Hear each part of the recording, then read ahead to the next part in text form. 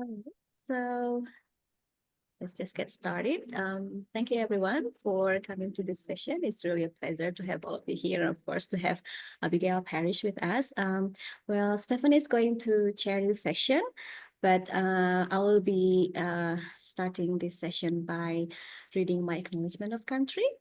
So I recognize that we are conducting this online webinar, online and webinars, two things, same things, online meeting from the country of the Palawa people. I also recognize the traditional owners of the countries where you all work today. We all work today, and the First Nations people that may be present in this webinar. I pay my respect to all elders, past and present, and celebrate the diversity of Aboriginal and Torres Strait Islanders peoples and their cultures and connections to the lands and waters of Lutruwita, Tasmania. So I think now I'm excited to hand things over to Stephanie Ricci, who is the co-lead of Lingual Lab, who will be chairing today's session. So over to you, Steph. Thanks, Nita. I'm so excited to have Abigail along.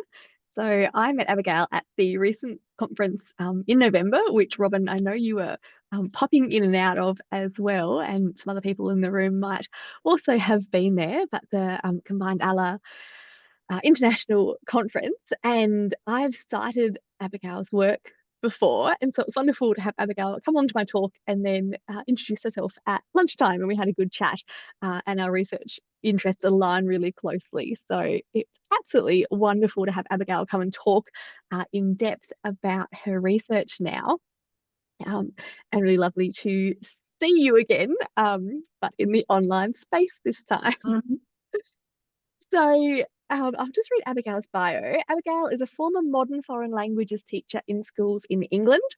Arising from her teaching experiences, her research focuses on student motivation to learn a language using self-determination theory and the impact of choice, policy factors, and student multilingualism. She has presented her work at numerous international conferences and as a guest lecturer around the world, including lovely Australia, and publishes regularly in international journals. And as you can see from the slide, Abigail will be talking about some new research in terms of basic psychological needs and how that is related to motivation in the second language classroom. So Abigail is selling me on this theory of SDT. So I'm looking forward to hearing even more about it now.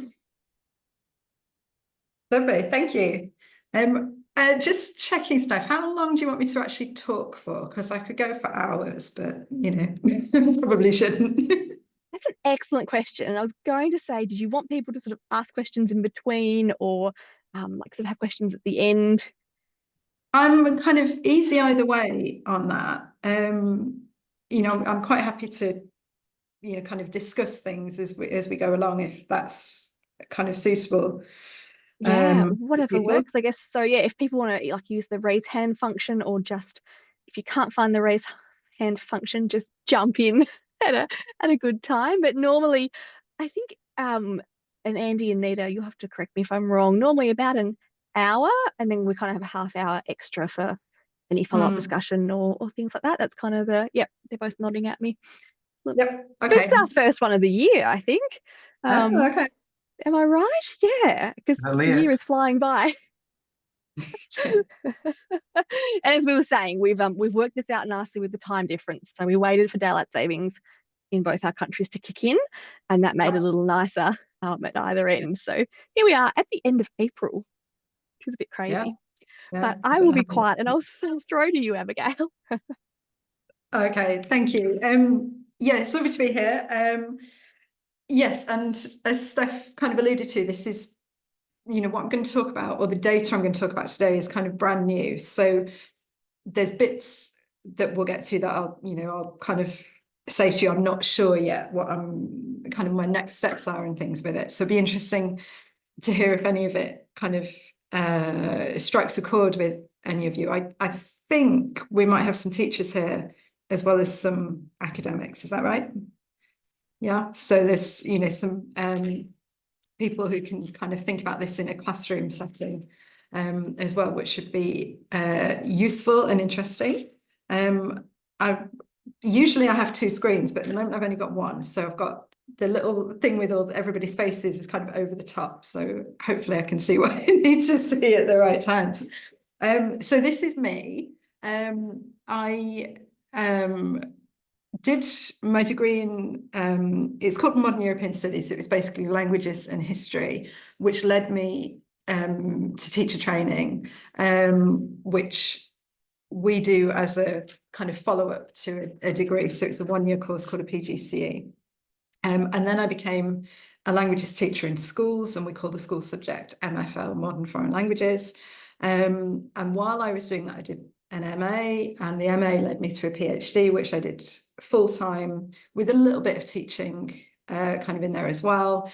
And then I moved into universities and started off mainly doing teacher training, and then ended up doing quite a lot of masters teaching for practicing teachers. And then I've now moved to Sheffield, where my focus is mainly masters teaching and mainly languages education rather than kind of general education. And all through that, I've been interested in student motivation, particularly. It's, it came from being a teacher when, I realised that the students weren't very motivated, and I wanted to understand a bit more about that. And it's kind of, followed me through. I feel like I haven't got the answers yet that I'm looking for. So, that's what kind of keeps me going with that research. And what I'm going to talk about today, I'll give you a bit of background to schools in the UK and in England, for those who aren't kind of familiar with it. I'll talk about self-determination theory, which is the theory I use. Again, I'm not going to assume that you're familiar with that. I'll talk about my findings. There's a little bit from Australia, but mostly from England. And then I'll kind of try and see, if I can pull that together to see what it all means. So the reason I'm talking about England rather than the UK is because education is devolved to the four nations of the UK.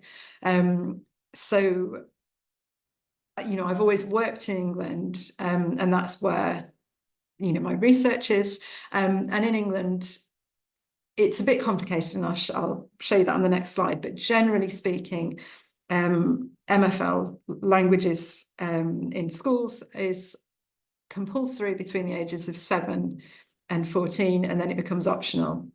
It's a bit more complicated than that, but that's the general kind of pattern, and it's different in the different languages. Scotland is the one that's the most kind of forward-looking, if you like, and in Scotland, they're trying to align with the EU's 1+2 policy, so mother tongue plus 2 additional languages. It's not necessarily going that well, but that's the hope. But there's lots of challenges in terms of curriculum time and student interest and finding teachers and that kind of thing. In Wales, they're looking at English and Welsh plus one other language. That's kind of where they're heading. Northern Ireland languages are compulsory up until the age of 16. So it's different in each of the four nations, but my work focuses on England. And this is what the English school system looks like. So we start at reception, and then year 1, year 2, and so on. Secondary school starts in year 7. It goes year 7 to 11 is the main part of secondary school, and then we have what we call the sixth form, which is year 12 and 13, which is optional. Some students stay, some people go on to like apprenticeships and that kind of thing.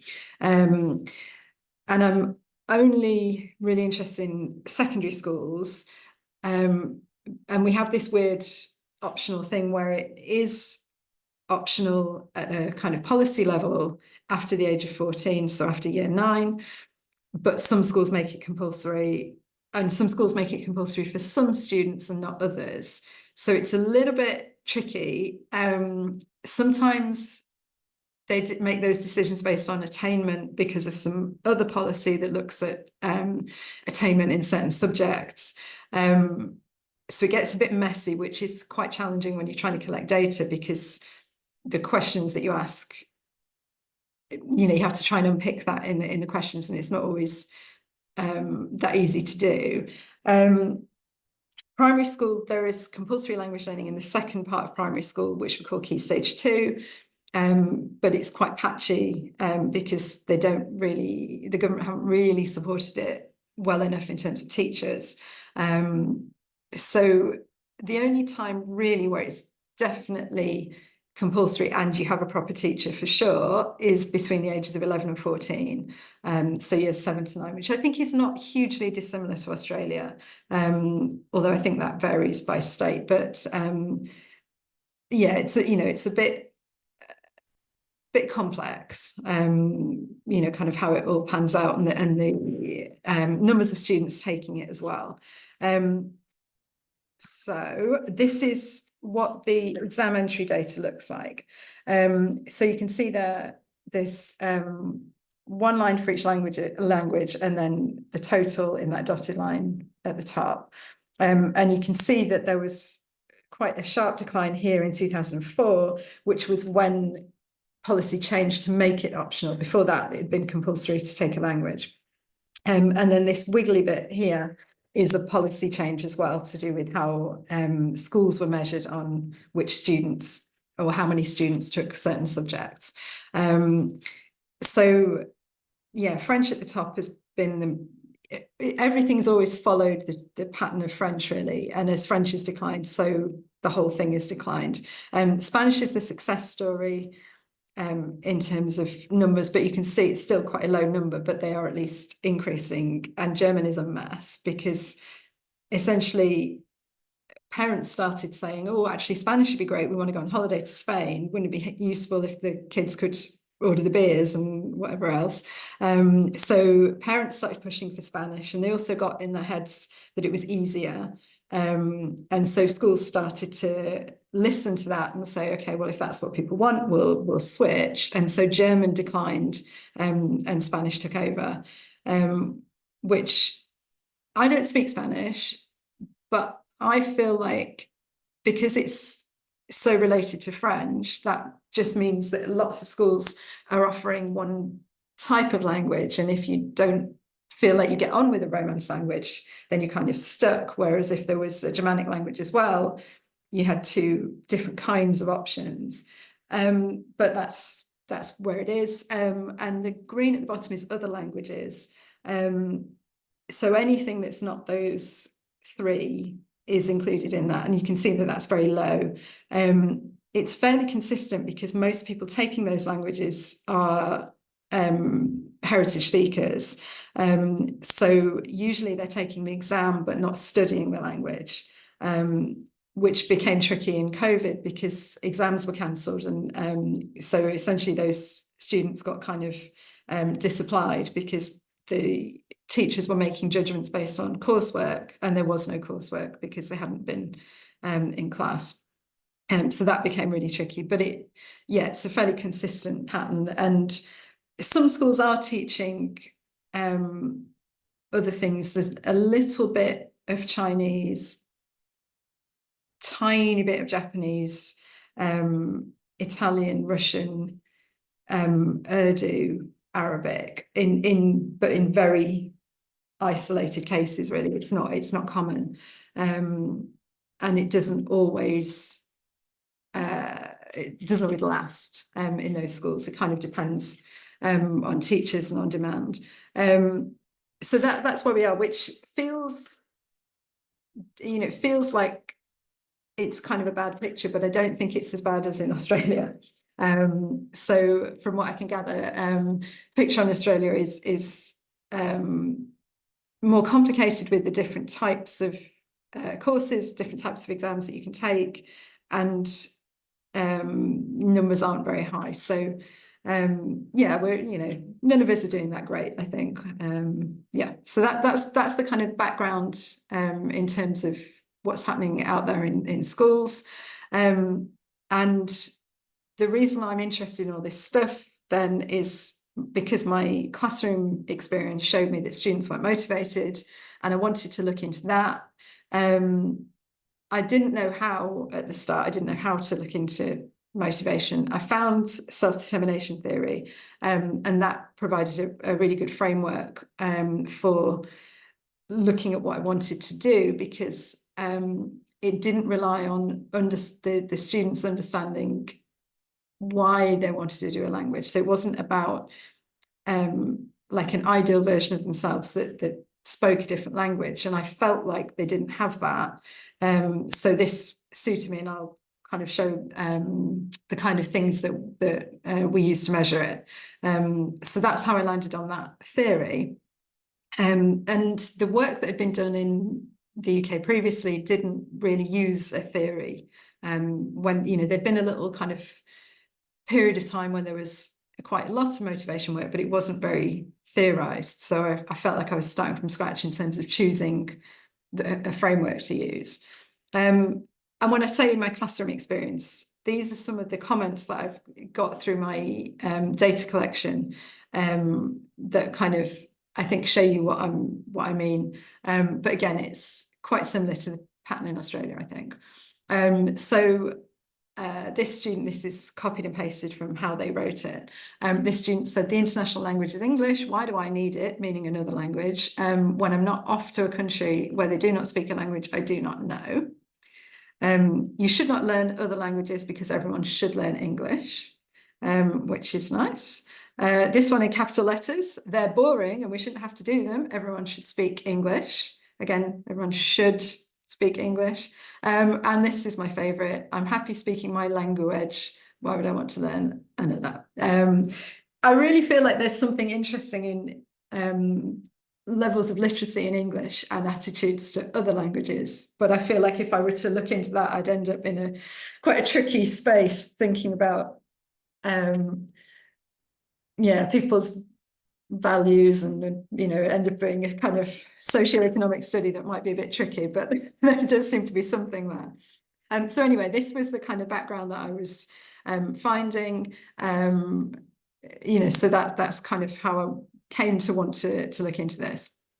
And the theory that I use, self-determination theory, is really big. You might have heard of it. It comes from psychology originally. You can see in the bottom corner there, those are the kind of founders, if you like, the people that first developed the theory starting in the 70s. And it continues to develop. Some theories, they're kind of, they get put out there and then they stop. This one, there's lots of people working on the theory itself, as well as studies using the theory. And it's made up of 6 mini theories. So within self-determination theory, you've got these 6 other theories that kind of form part of it. And the main 2 that people tend to work with are organismic integration theory and basic needs theory. So organismic integration theory gives you like a continuum of motivation, which I'll show you in a second.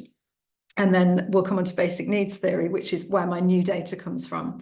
It is widely used in language learning, but I was kind of struggling with it a bit. I felt like it didn't necessarily apply very well to school settings, because a lot of language learning motivation work is about learning English. And so usually that's kind of a different context. There's either it's adults who've chosen to learn English for some reason, or if it's younger people, there's much more of a kind of societal pressure to learn English and to kind of master English for various instrumental reasons. And those don't really apply in a school in England when, there's, a small range of languages on offer, but how do you pick which one is most suitable? Do you get to choose? I was struggling with those items, and that's partly why I've left it to now to start looking into it, why it wasn't my first priority, and partly why I've done the work in the way I've done. And I'll explain that in a moment. So that's the theory. And it's, as I say, very big.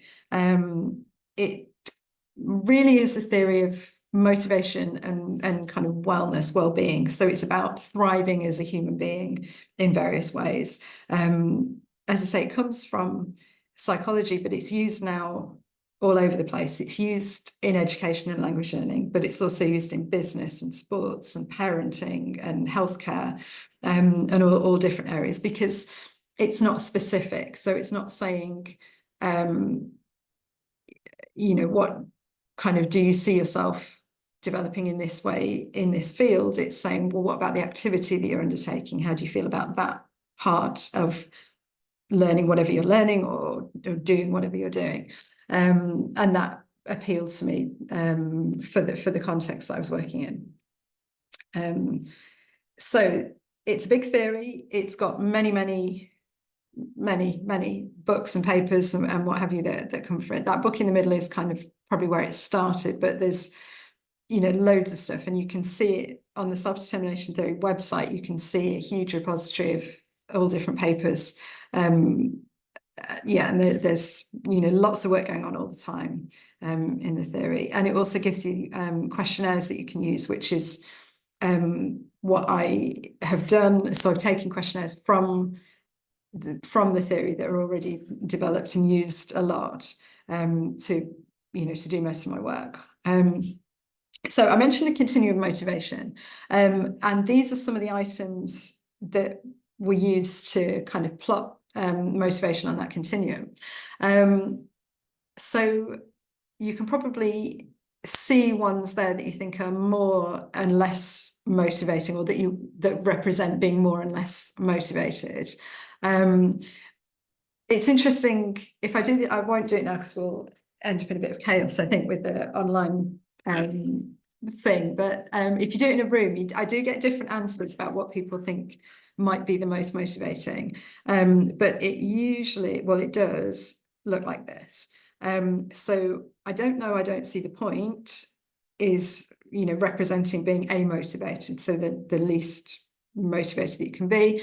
And enjoyment tends to be considered the most, you know, represent the most motivated. So it's an intrinsic motivation, intrinsic to the activity. Because it's important to me, is also kind of represents a positive kind of motivation as well. But that's how it kind of maps out. And they represent or there's a category that each of these fits into, which I'll show you now. So it looks like this. So amotivation, being not motivated to engage in whatever it is. Intrinsic motivation at the other end, and in the middle, different kinds of extrinsic motivation. But we normally actually think of them as being controlled and autonomous motivation. So the controlled kind comes from other people. So it's really about what other people expect of you, or trying to do what you think other people want you to do. And the autonomous kinds of motivation are things that are important to you. And as you move to the right, as it's laid out here, essentially the reasons become more internalized. So it's more and more to do with something that aligns with what you think is important. And we can use these items to measure those different parts of the continuum. So these come from the main questionnaire that people use for this, which is the self-regulation questionnaire, and this is the academic version, so essentially for high school students. Yeah, down in amotivation, you would score highly on, I try to avoid doing it, it's a waste of time, I don't know why I do it, I don't see the point. And then the next one along, I do it because I'll get in trouble if I don't, or because I'm supposed to do it, or even because I might get a reward. That's also down here in the controlled motivation section, because the reward is external. You're not doing it for the thing itself, you're doing it for the reward. And there's been all sorts of studies that look at rewards and the effect they have on motivation, and you know, they're not considered a good way of kind of encouraging people to engage in behaviours in a kind of a positive way, and they tend to any motivation that's attached to them tends to not be sustainable. And then moving further to the right, more internalized, I want my teacher to think I'm a good student, I'll feel bad about myself, or I'll feel proud if I do well. those are a bit more about how you feel, but really they're about other people. And then in the green section, I do it because I want to understand it or because it's important to me. And then because it's fun and because I enjoy it. Those are things that are much more sustainable and much more aligned with your own values. And if you're doing something for that reason or those kinds of reasons, that's when you tend to be able to keep going, even when it gets tough, or even when you're having a bad day and you don't fancy it. Well, it's still important, and you'll still kind of keep going. And you can probably identify with that in not just with your own students, but if you think about your own life and things that you like to do and things that you don't like to do, and you can probably kind of see why, how liking those things and enjoying them fits with what's on this continuum. And if you're only doing it because you'll get in trouble if you don't, then you maybe aren't doing it all the time, and aren't really engaging with it. So that's that continuum. And I've used this a lot in classroom work, and I've got various findings that kind of suggest that, for example, younger students tend to be more autonomously motivated, and that drops off as they move through school. That multilingual students tend to be more autonomously motivated, and that having a choice tends to lead to that as well. But the findings are not like completely stark between groups, but that's the kind of tendency.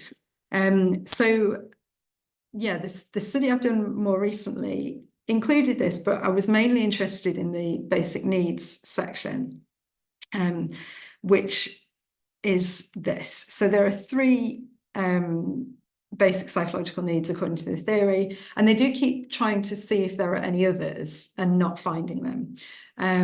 So the theory says that the three basic psychological needs that all humans have, no matter any kind of background, cultural background or linguistic background or age, they seem to apply universally. The three needs are autonomy, competence, and relatedness, which is having positive relationships. So we tend to look at whether those needs are satisfied or frustrated, and that's what's represented here. So if your need for autonomy was satisfied, then you would endorse an item like, I choose to do the things I do because I want to do them. And if the need was frustrated, it would be more thinking most of the things I do because I have to. So these are questionnaire items from the main questionnaire that people use for this this part of the theory. Competence, I feel confident I can do things well, or I sometimes feel like a failure when I make mistakes.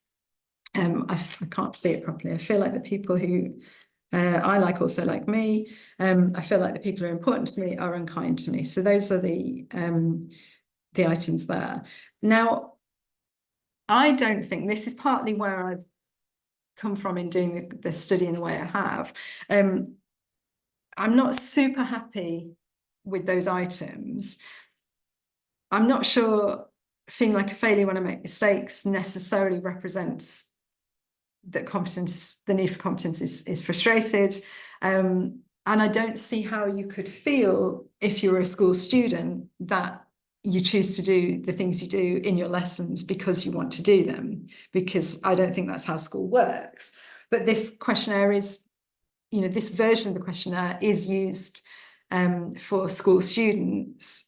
But it always bothered me. So I've tried to find ways around using it, not very successfully. And then I, finally decided to bite the bullet and just, use it, but also see if I could design a study that would kind of test it as well. So I ended up looking, I can't remember what, I ended up designing a study that drew on some different questionnaires. And what I did was kind of pull these questionnaires together into something new that I could then use in schools. So all the work I do is questionnaire based. using these self-determination theory questionnaires, and whatever other items I need. Of course, the problem with that is getting schools on board, which, as you may know, is often challenging. What I've been doing recently, I'm amazed that it works, but it does. Rather than asking schools, can I come in and do a questionnaire with the kids at lunchtime or in form time, or which they don't like and is quite difficult to do logistically, or saying, can I send you a link and you can do it in class, or it doesn't work very well. So what I've been doing is saying to schools, can I send you a message that you can send home to parents, because they have systems where they communicate digitally with parents. So things like, don't forget it's a school trip tomorrow, and we've got parents' evening next week, and those kind of messages.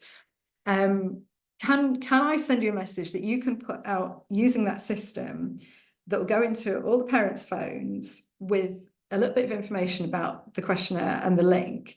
And it amazes me, but they say yes. So it goes out to parents get it, and then the theory is, of course, I don't know how it actually happens, but the idea is that the parent reads the message, says to the child, hey, we've got some information about questionnaire. Do you want to do it or not? Let's look at it together. According to my ethics form, that's what they do. Shall we look at it? Should we agree that you should do it or not? And then magically, I get these questionnaire responses, and it does surprise me that it works, because there's no one. There's no teacher telling the student to do it when they're at home. So the parents must be supporting it, I guess. Or whether it's something to do with it being on I guess it comes to the parent's phone and they pass the phone on and it's more fun on I don't know, but I do seem to be having success with that as a method. And Abigail, yes. Sorry, can't jump in. I was going to ask ethics and you brought it up, but you've gone through uni ethics, and then do you also have to get school ethics because you're kind of recruiting through schools through the app? No. So I get the uni ethics and they like this method. And then I pass it on to the schools, and basically the schools, it's up to them what happens. And so if there isn't school ethics isn't really a thing that, they don't have processes for doing research in schools because it's not that common, and it's always managed by the university or any other organization. So if the school agrees, they pass it on, and if they don't pass it on, and that's kind of it, really. And I'd never had any school come back to me wanting any more information either. They just either do it or they don't. Yeah. Okay, great. We have to go through different departments for different school systems. Okay. You normally, yeah. No, but yeah, I was thinking, that's an interesting method. I was wondering, yeah, you might have, I don't know if all the other researchers' eyes in the room are lighting up, perhaps going, oh, yes, school-based app communication. I'm amazed. The only problem with it is that I don't know who's taken part, because I keep it anonymous because I don't need any kind of identifying data, and that also makes life easier. But then I don't know how many schools my participants have come from, and I don't know how many schools have passed it on and what the response rate is for an individual school. I don't have any of that information. So that's the kind of downside, but that's only really a downside for certain journals that are kind of quite like traditional, if you like, that want, that have always asked to see certain things. Yeah, but other than that, it seems to work really well. And I guess that a limitation as well, like, I guess what adult would pretend to be a kid, you would think, but I guess potentially as well. Yeah. I mean, maybe I think you get bored quite quickly if you were doing that. Like, it might seem like a good idea, but then I guess that is the thing, that I don't have control over who's answered. But I don't think it's very fun. It's because it's basically like at scales and things. It's not, there's not much scope for. In fact, the last one I did, I don't think I had any open text where you could write anything hilarious, or yeah, I don't think it's fun to do unless it means something to you about your lesson. So Yeah, yep. That's really interesting. Yeah, you get good uptake through that. So yeah, yeah, yeah. lovely. Thank you. Okay. Yes. So this one I used because I wanted to look at this basic needs data. I used the main questionnaire that people use, but I also tried to find other ones to see if I could what I could pull together. So I did it online, of course. As I said, I don't know how many schools. I know how many students responded to each item, but I don't know how many schools they came from. I had about 400 responses-ish to each of the different constructs that were included. It varied, item by item because people dropped out and there were potentially somewhere they didn't respond. Yeah, so it was about 400-ish for each one, which, I was pretty pleased with. And so what I asked them was about which school year they were in, which language they were studying, or languages potentially. Did they have a choice whether to take a language, and did they have a choice of which language, which I didn't expect many would have had that choice, except potentially the older ones. If they'd studied two in the early part of secondary school, they might have been able to choose which one to carry on with, but it's not that common anymore. So I used the self-regulation questionnaire academic, which is the one I showed you with the continuum, to look at motivation, but I'm not going to talk about that today. And then for basic needs, I used the main one, the basic psychological needs satisfaction and frustration scale. That's all those letters. The activity feeling scale, which came from another paper, and then two new ones that my colleague in Saudi Arabia developed. For basic needs, he's got one for satisfaction, one for frustration, specifically for language learning. So I use those as well. And I developed a few new items. So I chucked them all in to see what would happen. And I had them on a 5-point Likert scale, plus an extra point which said, I can't answer this question, because I felt like there would be quite a lot where they said that. I wonder, I wasn't sure whether to go for I can't answer this question or I don't know how to answer this question.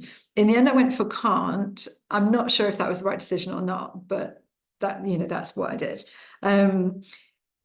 So I was doing this because I wanted to figure out whether those items worked, especially the autonomy ones, because this is the ones from the basic needs scale, and I just really didn't feel like they were, or never have felt like they're suitable for schools, even though they're designed for school age at least. Because I don't think kids get to choose anything really in the classroom. I just don't think that's how school works. So I thought they might say they couldn't answer a lot of these. But yeah, and then I wanted to also actually measure the basic psychological needs as well. So as I said, 5-point Likert scale plus I can't answer this question. And I was kind of hoping, what I was thinking was if 10% of the participants or more said they couldn't answer it, then that would suggest that item didn't work. And I'd discussed that with colleagues, and that's what we decided would be kind of a good starting point. But actually in the end, there was only one item where 10% or more so they couldn't answer it. So I started then looking at the ones with the highest proportion, and there were some with 5% or more, but they were all relatedness. They weren't autonomy at all. They were all about friendships and relationships. So yeah, there were actually not many where the students said they couldn't answer it. And of course, that might be because they didn't want to say they couldn't answer it. I don't know, but that's, that was the, how it ended up coming out. So not many seem to be that much of a problem. So these were the relatedness ones that, or the ones overall that were hardest for students to answer, where they were saying, you know, more students were saying they couldn't answer them. So from relatedness satisfaction, you can see here the kind of percentage. So the highest one, the people that I like also like me. And you can understand that because maybe it's hard to tell whether people like you, or hard to be, not to tell whether they like you, but to, you know, this is asking you to answer on behalf of other people, if you like. So you can see why people, you know, students might have thought, well, I don't know how to answer that. I haven't asked them, you know, that's a weird question. And then these are the ones, I feel close and connected to people who are important to me. I feel close to the people I care about. I have warm feelings towards the people I spend time with. You know, I can see why a young person might feel they didn't know how to answer that, or they didn't want to answer that, you know, those kind of items. But still, you know, it wasn't loads of them. And then the frustration ones are kind of similar. You know, the people I spend time with don't like me. The relationships I have with other people are easily broken. I feel excluded from the group I want to be part of. People are unkind to me. You know, there was some students who felt they couldn't answer those, but not really any of the autonomy ones, which is what I expected. And I didn't really think about these ones, to be honest. It hadn't really crossed my mind that they might be a challenge, but they do. Yeah, they do seem to be, or they did seem to be in that sample. So working with that, I kind of thought, well, okay, these are, you know, really more about other people. You know, they seem to be the hardest ones. You know, so that's kind of, you know, maybe something hard to answer and to think about if we're looking at measuring relatedness, and maybe there's a, you know, slightly different way of doing it or different wording. What I don't know yet is how that breaks down by year group. So it might be that younger students find that harder, perhaps, you know, to kind of think about what other people are thinking. Yeah, I'm not sure yet, but that's something I need to look at. So I'm still kind of picking at that kind of potential issue in there with the relatedness items, but you know, I was quite disappointed in a way to find that there was nothing going on with the autonomy items, because I've been convinced for years that you can't measure autonomy in that way in schools, but apparently you can. I still don't think you can. I still think there's issues with it, but I don't, you know, I have to think about what I'm going to do with that next. Yeah, and I'm not sure yet. But that's quite a nice place to be. It means there's another project coming somewhere. What I did as well, because I'd then got items from these different scales, I wanted to work out whether they all measured the same thing. So the way you normally do that is factor analysis, which is a stats thing. And you kind of put them all in and put them into your stats program, and the stats program spits out different factors or different kind of groups where participants have given similar answers to those items. So if they've given a similar answer, that suggests that they are measuring the same thing. So I did that with all of these items to see if they all were measuring the same thing or not. And it was actually really tricky. It was really, things were splitting off in ways that I didn't expect. And I mean, in some ways that's not surprising because they were coming from different scales, but the scales all claimed to be measuring the same things. And yeah, they weren't kind of loading in a way that I expected. I wasn't getting kind of clear pictures. So there's been a lot of kind of iterations of this. Competence was absolutely fine. Competence was like satisfaction, frustration, no problem. Relatedness was okay, although I've ended up splitting it into 3 factors, not 2, but it was more or less okay. But the autonomy one was like crazy. It was really difficult, even though the items, the students said they could answer them, but then trying to work this out was tricky. So I've ended up with 3 factors for autonomy. By rights, it should be autonomy satisfaction and autonomy frustration. But that's not how it worked out. The autonomy frustration was okay. All these ones in purple, those are things that, you know, that's what they measure. They're designed to measure autonomy frustration, and they all measure about the same thing. But the blue and green should really have been all autonomy satisfaction, and they weren't. They came into two separate factors quite clearly. So for now, might change. I'm thinking of them as choice satisfaction. So I feel free to do language testing the way it suits me. I feel free to decide how to do the work. I feel free to express my voices and preferences. I can make decisions. I can make my own choices. Those all hang together as one thing. And then I'm not happy about the title, but for now I've called it interested/want to do. I do the things I do because I want to do them. I feel free to choose the activities I do. The things I do in class are the kind of things I want to do. They're really interesting. You know, they're kind of, you could conceptualize them in the same way as each other, but they have separated. And so thinking about, well, what's different about that? Why are people answering the blue ones in one way and the green ones in another? That's, you know, kind of what I've tried to do with the labels. But I'm not totally sure, but I think you know, you can see some kind of subtle differences between those two groups, and they do come from different scales. So that's partly why. So that was autonomy. Relatedness, as I said, I also split it in the end because of the way the factor analysis came out. So you've got satisfaction and frustration, but there's also a kind of a separate one for frustration, which I've said here, friends frustration. I don't like the people I'm with. I don't get to work with my friends. I don't like many people. As distinct from relatedness frustration in purple, I feel excluded from the group. I feel the people who are important to me are unkind to me. People I spend time with don't like me. Relationships I have are easily broken. But again, those two sets of items come from two different scales. So that's partly why that they're both claim to measure relatedness frustration, but they've been developed by different people at different times in different populations, and so that's why I guess they're slightly different.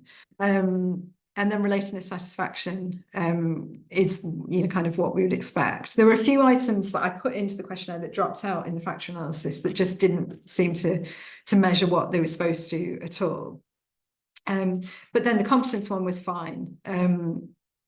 You know, that just kind of came out exactly as you would expect: competence satisfaction and competence frustration.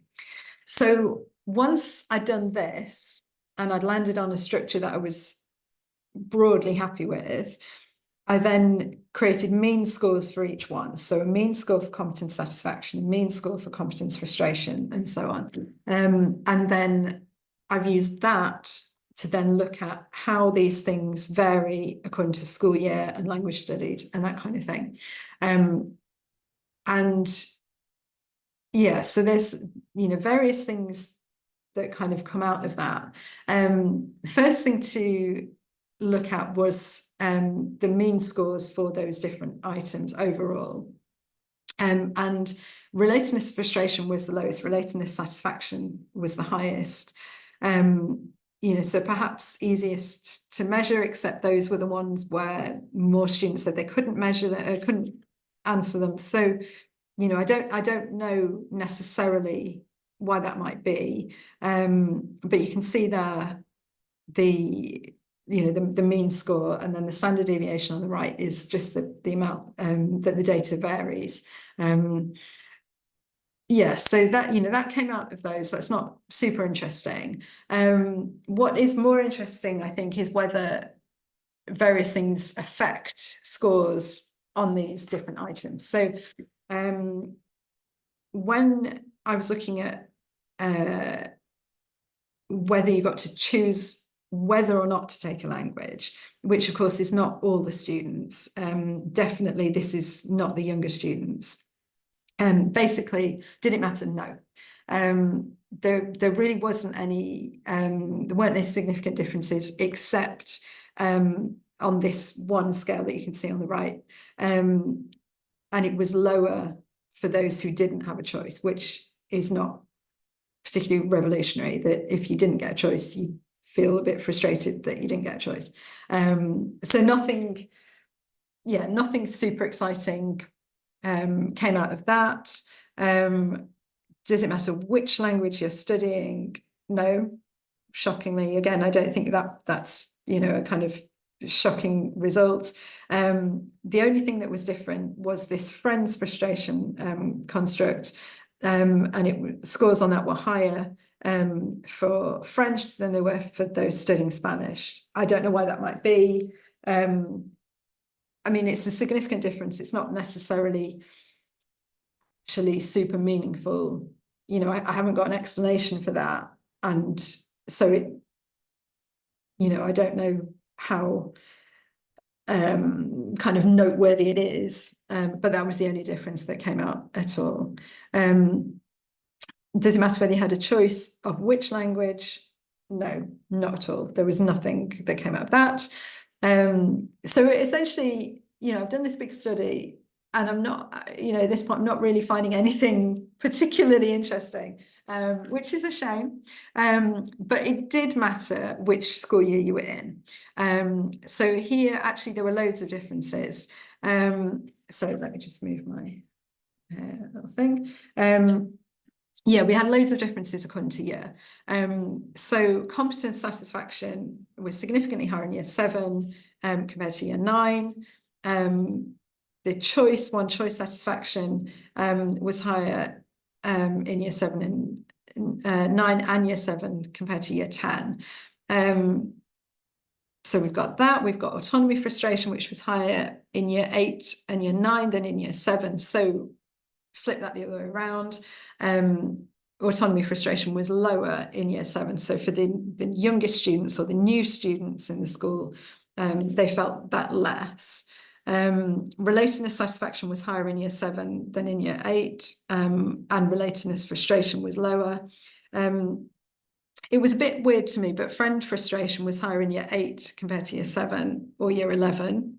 I don't know particularly why that might be. And then competence frustration was lower in year 7 than years 8 and 9. So I think, being in year 7, being one of the, being the youngest students, that seems to be the answer. Be young and then you'll feel better in your language lessons. But I don't think that's a particularly helpful implication for practice to take forward. But that does seem to be what's going on. But I think what that is to do with kind of where you are in school. So, I mean, it could be to do with actual age and, kind of a student's development and that kind of thing. But I think it's probably more to do with what's going on in school. And it certainly does align with other findings that I've got. So when I've looked at motivation varying by year group, it is, the autonomous motivation is higher in year 7. Then, yeah, choice is tricky because it's different for, not, as I said, not everybody gets a choice, even though they might be in a year group where you would expect them to get a choice. There are people, not many, but there are younger students who maybe don't get a choice, but they perhaps have other things going on. If they've got kind of special needs of some kind that might take them out of some of these lessons, there might be that. And I've never tried to unpick that. That seems very kind of like it would be very challenging to get into. Yeah, so age is the thing. Choice is kind of important, but not super important. But as I said, I do think the age thing is about the language learning or the school learning rather than actual age. So if I go back to this slide from earlier, year 10 and 11 is where they've got the choice potentially. Primary school, in terms of language learning, is the Wild West. Like it's it's not necessarily taught by a specialist teacher, but it might be. It could be taught by a teacher who barely has any knowledge of the language themselves, but is the one who's been given it to do. It might be somebody who does have good knowledge of the language, but isn't a languages teacher. It might be someone from the secondary school who comes, it could be kind of anything. And it also, in terms of which language, it could be anything as well. That, it's not new. It's been around about 10 years, but it's not consistent. So what happens as part of that is secondary school language teachers start from scratch always. So whether they've learnt the same language or not in primary school, they always start from scratch in year 7. And year 7 seems to be the one where the needs are more satisfied than any other age group. And I think it's probably part of being new in the school and excited about school and kind of keen to get on with things, and that over time that declines. Because when I've looked at motivation before, I've seen that it's been higher in year 7 and then drops off in year 8 and drops off further in year 9, picked up in year 10 and drops off in year 11 again. So I think it's to do with starting something new, and it being exciting to do that rather than specifically age, but I don't know, and I can't necessarily unpick that. Yeah, but that, that's the kind of key thing I've got at the moment from this basic needs data. But there's lots of data and there's more in there. I just haven't got it out yet. Yeah, so this kind of idea of starting something new there. There is a complication in that some students start their GCSEs in year 9. It's not very common anymore, but it has happened. The government are kind of trying to stop that, but it does sometimes happen as well. So yeah, anything that you try and measure with this age group actually ends up quite tricky. I've done something before where I was trying to look at socioeconomic status using free school meals as a marker, which is quite common, or very common. And some of my students that I worked with didn't know what free school meals were, which is very surprising, and because it's very common, and that was weird. And then also when I've asked about home languages, that's been really hard to get at too, because working out the wording of the question so it makes sense to an 11-year-old turns out to be quite challenging, especially in quite a monolingual geographic area. So saying to them, what language do you speak at home? It's not a question they've ever thought of before, because obviously they're in England, they speak English. Like, why would they not? And none of their friends speak anything else. So what kind of question is that? And they then give you these crazy answers like dog, which is not very helpful. Or they they also have had them, you can kind of see that they're really trying to help and try and give a good response. So they're saying things like, well, sometimes French when we're practicing homework. And I'm like, no, I don't want to know that. That's not the question. But, because a term that we might understand very easily, your first language, your home language, your heritage language, your family language, they don't make sense to a young person if they've never come across that before. So I've struggled with that too. So, you would think it would be nice and simple. Go into schools, do a questionnaire, no problem. But it turns out it's not that easy, as I'm sure some of you know. Okay, so yes, and that line there is probably the end for most people. So in year 12 and 13, people, of course, there is language study available, but it's, the numbers are much, much lower. So even if you carry on it to GCSE, that's probably the end of it for you, this kind of full stop at the end of this language learning. So again, that's got potential for impacting on motivation. The exams obviously are quite stressful and there's quite a lot of them. So that's a challenge too. But what I was able to say was that overall students are more satisfied than frustrated. Their needs are more satisfied than frustrated. So that's, a good thing to know about. So significantly higher satisfaction scores. I do have a little bit of data from Australia and a GIF, which I thought was very important, but only a tiny bit of data. I'll just show you it quite quickly. So if any of you are able to help with accessing schools, then do let me know. The thing that stands out here is choice satisfaction seems to be higher than the others.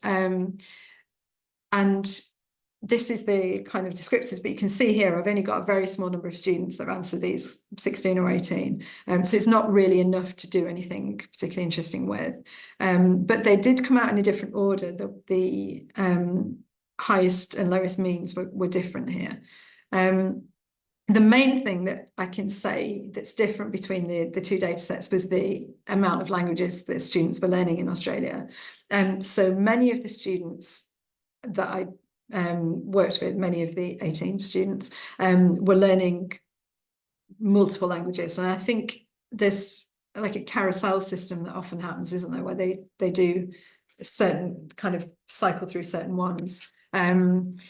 So lots of them were learning lots of languages, and as we know, the Asian languages are more prevalent in Australia that don't really appear very much in England. So the languages learned was quite different. I had a bit of trouble with my computer yesterday, so I had to make these in Google Slides, which is why I wasn't able to edit them, because I would have preferred to make the colours match the languages, but they didn't. So I'm sorry about that. But they're at least labelled nicely. Yeah, so that's the main thing I can say there. The Australian data set is in its infancy for now, but I'm interested to see and to make the comparisons, because we're kind of in the same but different boat. I think kind of the islands, no land borders, obvious language to learn, but then again lots of options.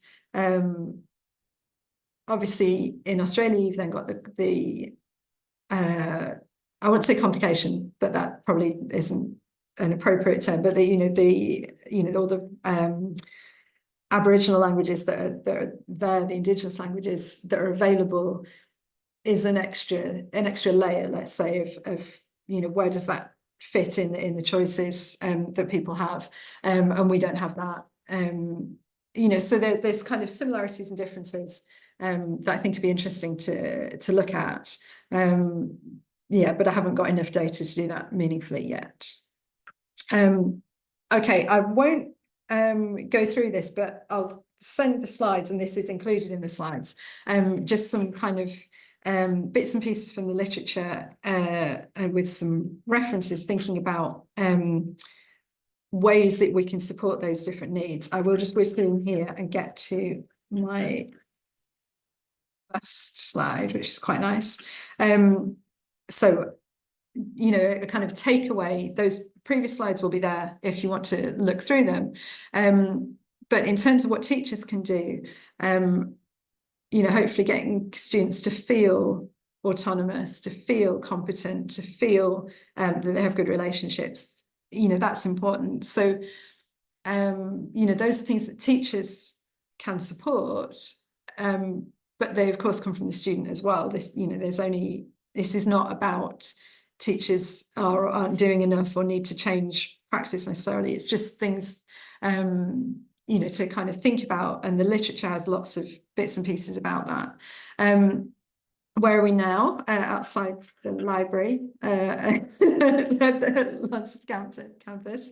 But where are we now? I don't know. I've got this data. I haven't gone through it. I haven't finished unpicking what to do with it. I feel like there's some story in there that I haven't got yet. But I certainly have been surprised by what I have found so far. So I want to kind of get into it a bit more. But it is good to see that the needs are more satisfied than they are frustrated. I think that's a real positive, and something that we can kind of take away. And speaking of positives, I wanted to kind of bookend with some other nice comments rather than people should learn English that I've had from student data. So we asked here about languages that students might want to learn. And we had students saying, well, Arabic and Chinese are really cool languages. They're different to others. I've always wanted to travel to and live in Italy, so learning the language would be immensely valuable. I want to make J-rock when I'm older. I didn't know what that was. Japanese rock music. Apparently it's a thing, but I'd never heard of it. And this one, what does multilingualism mean? It means you're really cool, and a nice little smiley face that came with it. So I just thought, rather than kind of leaving with I don't know what's in my data, I thought I'd leave you with some nice comments instead. And then there we go. That is it from me. Thank you very much.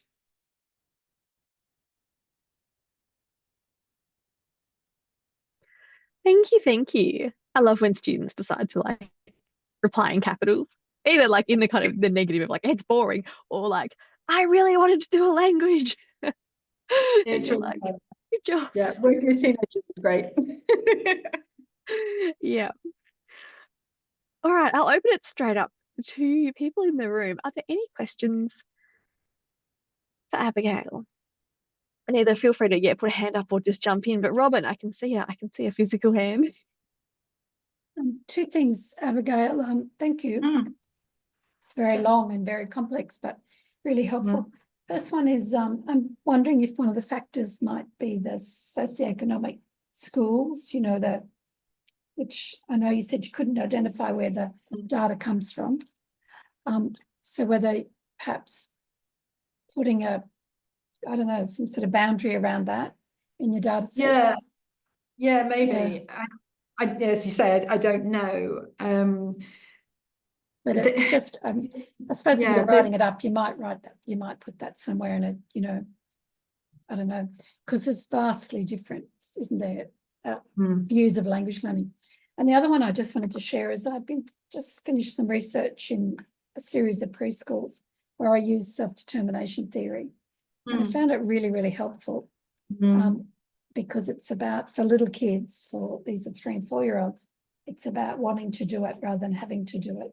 And of course, they don't have to do it. So I wanted to, I was looking at a social emotional learning program, and I actually found that the self-determination of wanting to do that was really high, which is really useful to report back to the kind of funding body that self-determination. But the other thing that helped me with that theory, and it may not help you, is I joined it with self-efficacy as well. I can do it and I want to do it. So I got a kind of quadrant-based thing. And because they were so little and the data set was drawings and anecdotal notes, it showed them all in the quadrant of I'm choosing to do it and I can do it and I want to do it. So it's really powerful connection for that group between self-determination and self-efficacy, even though self-efficacy is overdone in language learning, I think. Language learning research. Yeah, no, it is interesting. And I mean, there's obviously a link between self-efficacy and competence in terms of the basic needs, but it is interesting. It's interesting when you can link things in that way, I think. And, it is such a useful theory. That's the thing, you can use it. It was kind of new to me, and I probably just had the same experience as you. It was new, and then I thought, wow, this could work in a whole lot of ways. Yeah. So thanks. Enjoyed that part.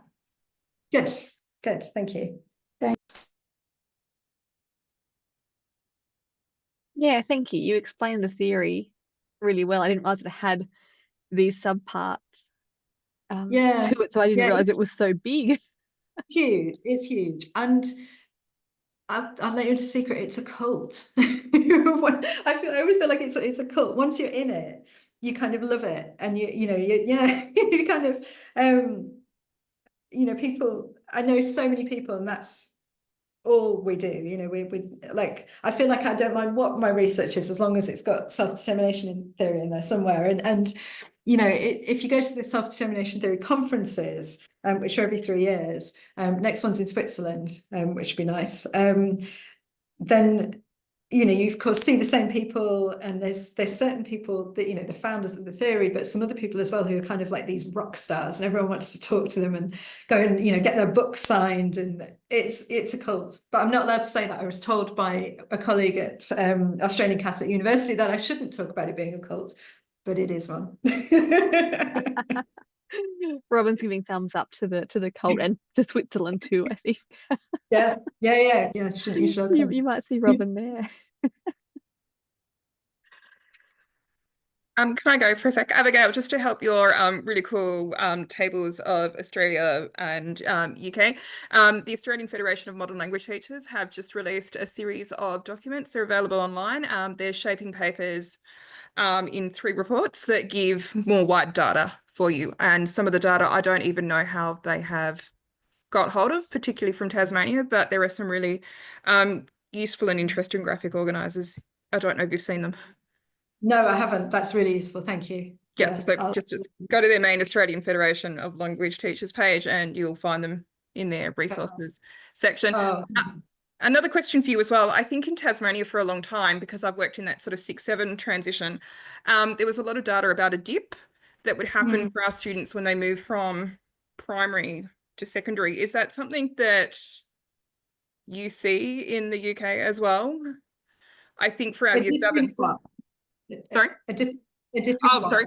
A dip in it was described as ability as well. So they were seeing a lot of dips in testing. This was a long time ago. So there was a lot of work done on literacy transition, particularly between 6s and 7s. So for me as a teacher, I always felt like my year 7s were easier because they were almost like little primary school people, because I think we were super aware of the dip, and the dip had been really well researched at that time. So we were a lot more, I think, without realizing it as teachers, nurturing of them. And they still played like little grade 6s, you still wanted to go to the, there was a set of monkey bars and some swings at the back of the school, and you'd find them hanging out there or finding some cardboard boxes to slide down the hill. They were still very little in that sense. So I guess I'm just wondering if you've had the dip and whether the dip also feeds into some of that year 7 enthusiasm that you might see in that it's, I don't know, nature versus nurture or. Yeah, I think so. I mean, I haven't done stuff myself on that transition. There is lots of work on it, but I think a big issue is the I don't want to say the quality of teaching, because it's not a teacher's fault, but the way the system is in the primary phase, it's just not, there's not enough support for teachers and for schools to provide teachers. So some of the people doing the teaching have only got GCSE themselves. So they did their exam at age 16, which is not a very high level. And they're obviously now in their 20s, 30s, 40s, so a long way after that. And they're having to do the teaching because there's no one else. And it's not the case everywhere, but it's so patchy. And so any individual secondary school will have, well, certainly in cities, will have students from all different primary schools, maybe up to 90 in certain places, different primary schools. So the quality of teaching that they've had and the level that they've got to is so varied in the intake and that's partly why teachers start from scratch in year 7. And a lot of the kids, you wouldn't know in year 7 that they've done any previously. They don't really bring it with them somehow. They kind of get somehow left behind. So I don't know the data, but I imagine the same thing, in terms of testing.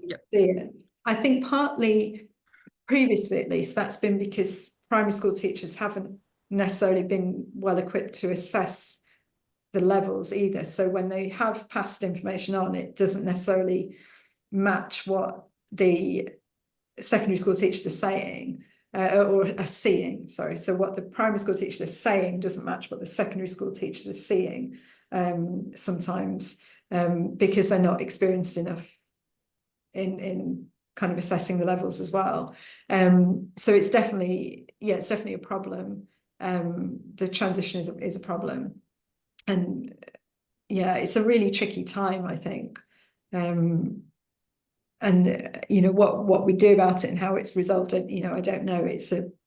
question of money, really, I think, for, you know, primary teaching, and I don't think that's going to materialize anytime soon. So Yep, it's very similar, very similar. Yeah. And I think, you know, we often read research from internationally going, oh, this is where we should be aiming. But yeah, yeah, it's hard when it, you know, like the same issues are international as well. So thank you. yeah, Thank yeah. you. Okay.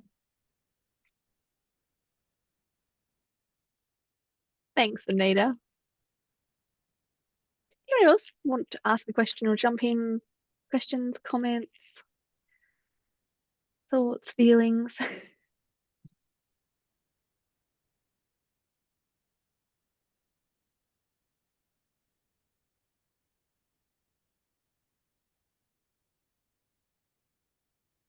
No one's struggling for the unmute button by the look of it. I always think that means we've got away with it.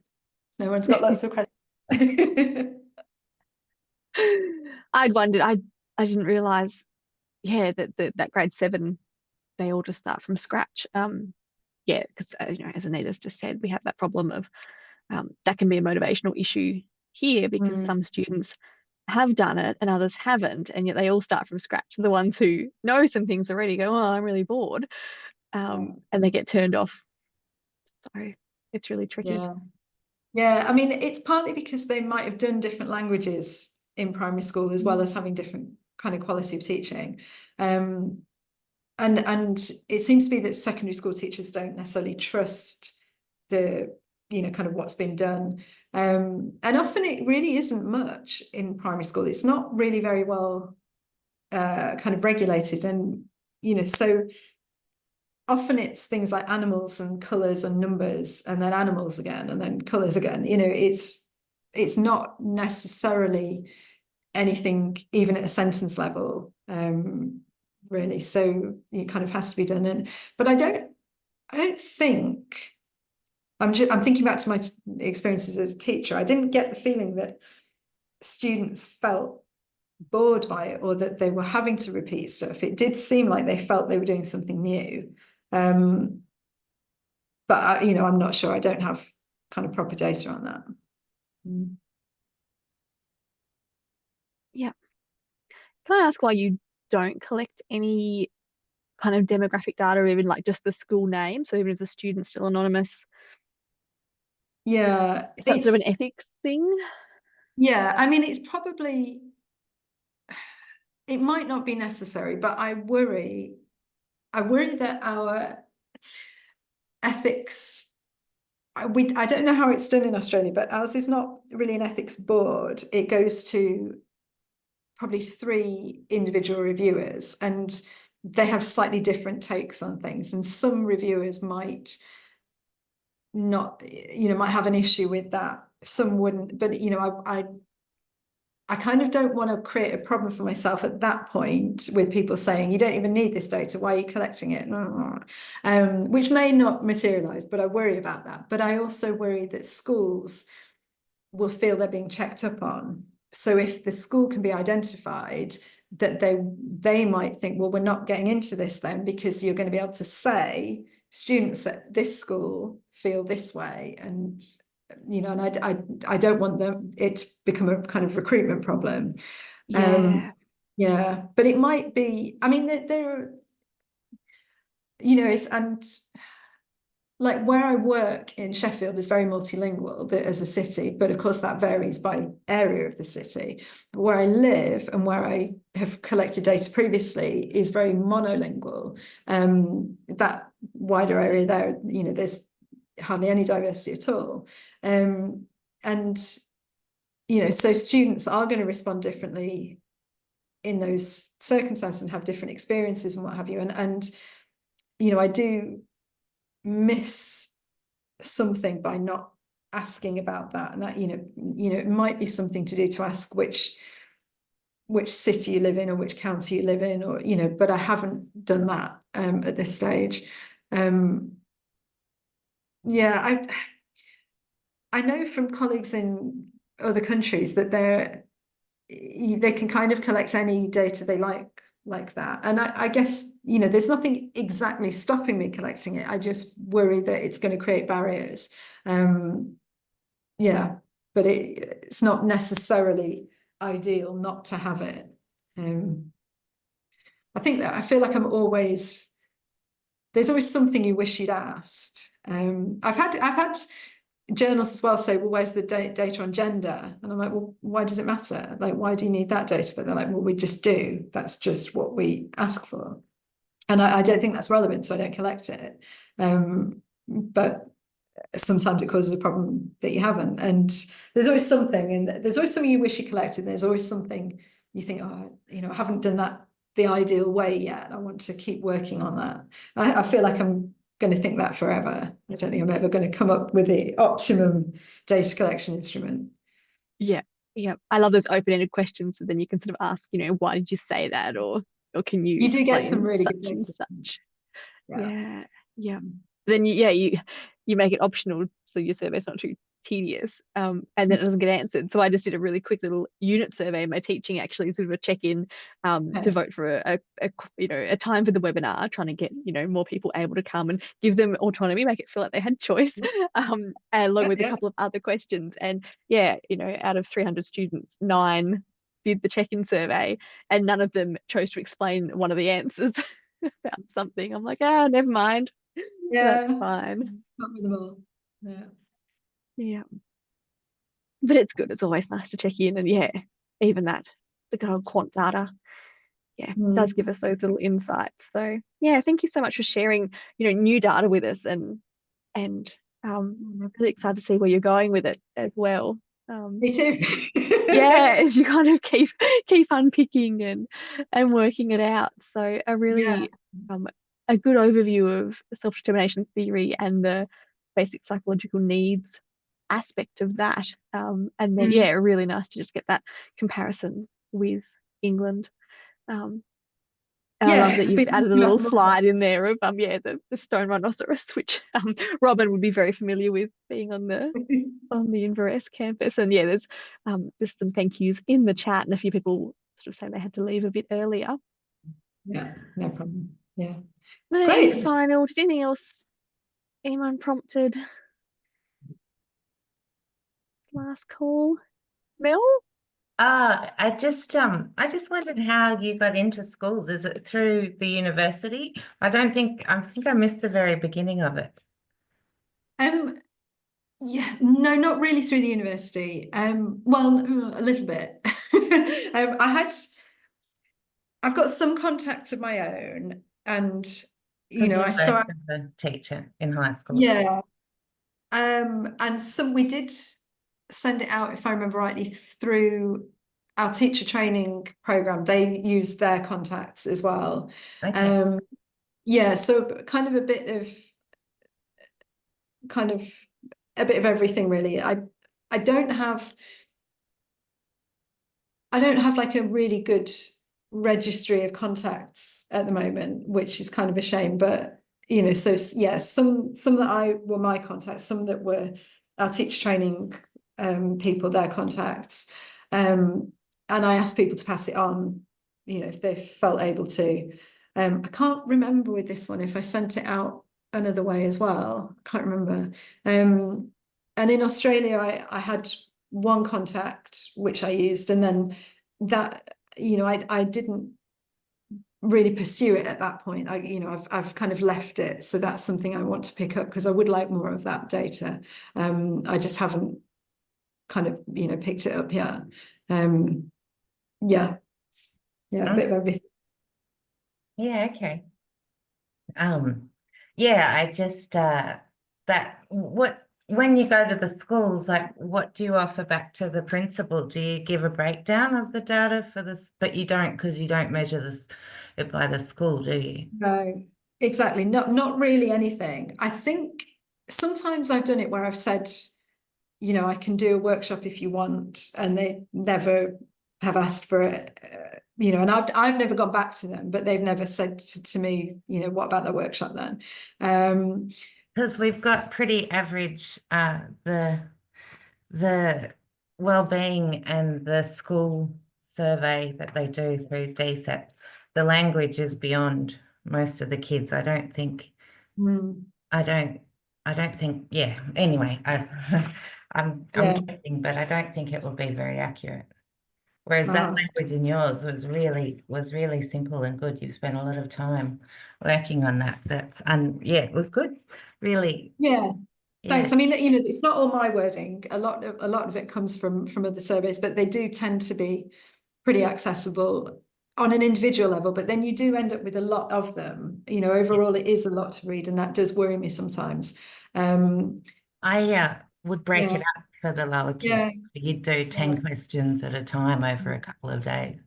Or yeah. So and I guess you'd also need, if the kids have TAs in the classroom. Oh, but they do it at home, don't they? So that wouldn't work. This one they've done at home. Yeah. Anyway, that is a great idea. I'll let you go. I probably better go and cook some dinner. But thank you. That was really interesting. I'll send you an email because I could take your stuff to my boss, who could spread it around other principals. Oh, brilliant. That'd be great. Just to get more contacts. Yeah, that'd be ideal if that's all right. Yeah. All right. Okay. Thanks. Okay. Bye. Thanks. Bye. Wonderful. Thanks, Mel. Oh, lovely. We've got some comments about being inspired. So make sure to read the chat at some point, Abigail. I'm sure we can send it to you if you haven't seen all the messages. Yeah, Nita will get a downloaded version. So yeah. Oh, that's great. Thank you. Yeah. Well, it's been lovely. I just wish I was there in real life. Although I think we've probably got better weather today, so not that. Well, it hasn't been too bad in Tassie. I can't speak for the rest of the country, but yeah, we're about to start getting those colder mornings, but still nice days. So yeah. Okay. Yeah. That's good. As you come into your summer. Yes. Yeah. At the moment, it's actually feeling like summer, which it doesn't always happen. But Lovely. And yes, I will reiterate what David commented and said, thank you for being up early for us and for making this time work. So it wasn't too late in our evening, and yeah, at least it's not like 4 a.m. or something that you actually had to present, but it sounds like you were up at that time. So. I was up quite early today, but that's not your fault. I had to be in Sheffield. I've got something else coming up, so yeah. No, it's absolutely fine. It's absolutely fine. And yeah, it's nice to talk to everybody. Yeah, it's been wonderful to have you along and to share. Yeah, it's always good to learn new theories, but also learn a bit about data as well and that cross comparison. So thank you. And yeah, for anyone who's missed it, then obviously the recording is happening. We will stop that in a minute. And yeah, the Australians will go and get on with their